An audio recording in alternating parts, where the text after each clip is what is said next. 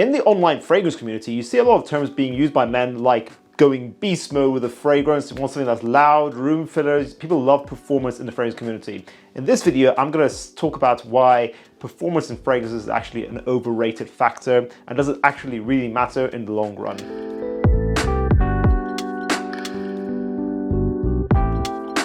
Today's video sponsor is Gaze News, which is a new media platform that talks about current world events on their website through live streams, summarized short videos, as well as news articles, and they also have their own YouTube channel. They cover world events in a new and interesting way, so if you guys want to go check out their website, I'll leave a link in the description down below as well as in the pinned comments.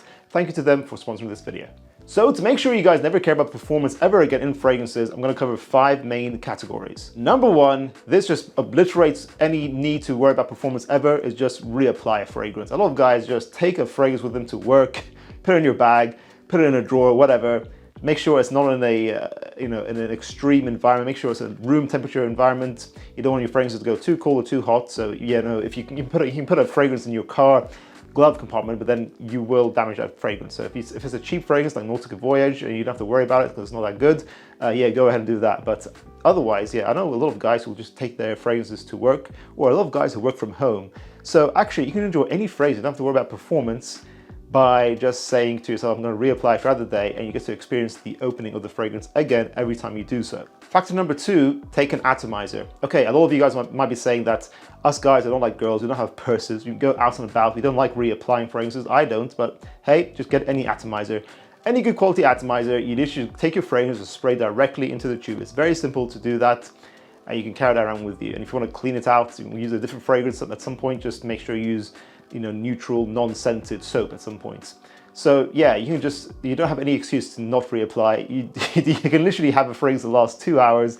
You can have an infinitely long-lasting fragrance as much as you want. Okay, points of contention, fair enough. At that point, you might be saying that the price of the fragrance is going to become much higher if you have to use like 30 sprays every single day because you're reapplying throughout the day.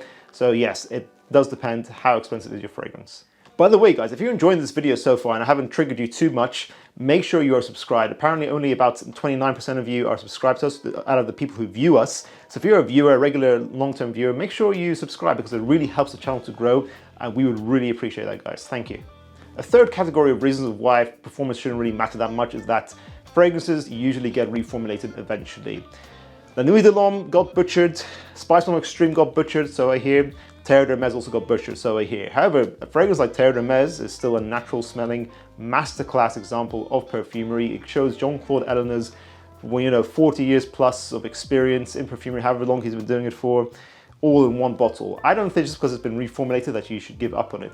Terre D'Hermes Fraiche, a discontinued flanker, masterpiece, lasted 4 hours with me. I still think it was easily a full bottle worthy purchase. That's the issue with performance obsession. You'll end up missing out on a lot of fragrance DNAs, and your fragrance of choice will eventually get butchered. I give companies the benefit of the doubt. I think most of the time it's because of new regulations, materials get banned, things get cut out that you can't use anymore because of allergies or whatever, and the formulation gets tweaked. Okay, fair enough. Even if let's say a brand gets bought out, let's say Creed's gotten bought out a few times now, the new buyers don't want to use as intense a formulation anymore, and it's not going to be as long lasting. Either way, is that a good reason to stop buying a fragrance you love just because of the performance has been gutted? It will happen to most fragrances, unfortunately.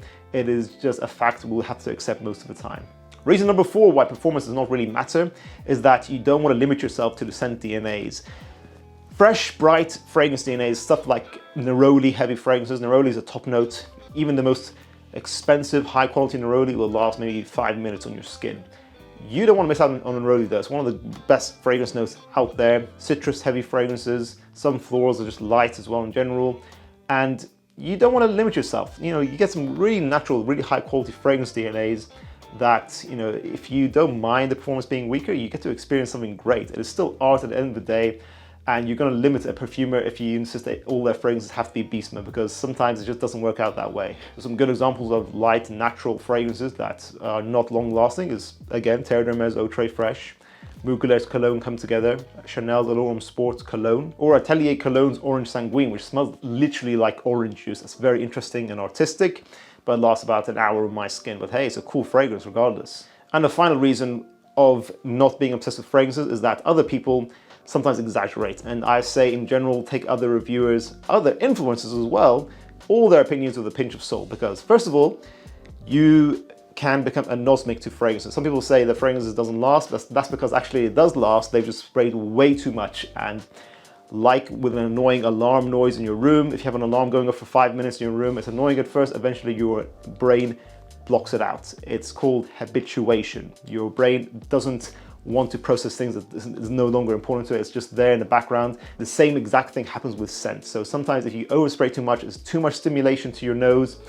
blocks it out so your brain can process other scents. By the same token, with overspraying, I'll also say overspraying is a double-edged sword where if you have a weak fragrance, you can actually just overspray. And as long as you don't go anosmic to it, if your nose just doesn't ignore it for some reason, you can actually get much more performance from your fragrance. So you can just do things like going 20 sprays, spray on your clothes if you want, if it's a really weak fragrance. So Mugler Cologne Come Together is another example.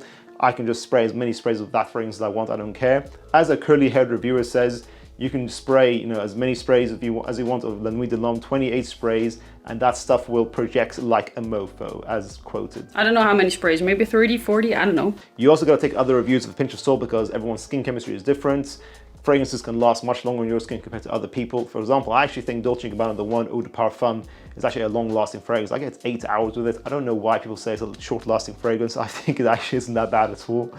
And the final point, which also relates to Dolce & Gabbana The One Eau de Parfum, is that if a fragrance is softly projecting, people say it's no longer there, but I don't think that's true. I think, if a fragrance is still there, it's still there. Not every fragrance needs to be loud and doesn't need to be beast mode, filling up a room. Be considerate to other people, guys. I don't think that's a crazy request. You don't have to have super loud fragrances. Some fragrances are designed for more intimate occasions. And that concludes this video, guys. I don't think this video topic is controversial at all. What do you guys think? I think the comments are going to be very civil, and I think it's all going to be fine. I'm not going to get any hate in this video, guys. And just so you know, guys, I actually insist on performance. I'm playing devil's advocate in this video. I will absolutely always insist on performance, especially with niche prices. Do not tolerate short-lasting fragrances. But on the other side of the fence, if you don't mind reapplying, then this video might be like, yo, okay, Omar, I agree with these points. You might be one of those people who doesn't mind reapplying. So what do you guys think? Let's have a nice, healthy discussion down below. I'm sure it will be a great common thread. Thank you for watching this video, guys. If you haven't checked out our other video on how to know when to wear a fragrance, make sure you do now. Thank you guys for watching. I'll see you in the next one. Bye.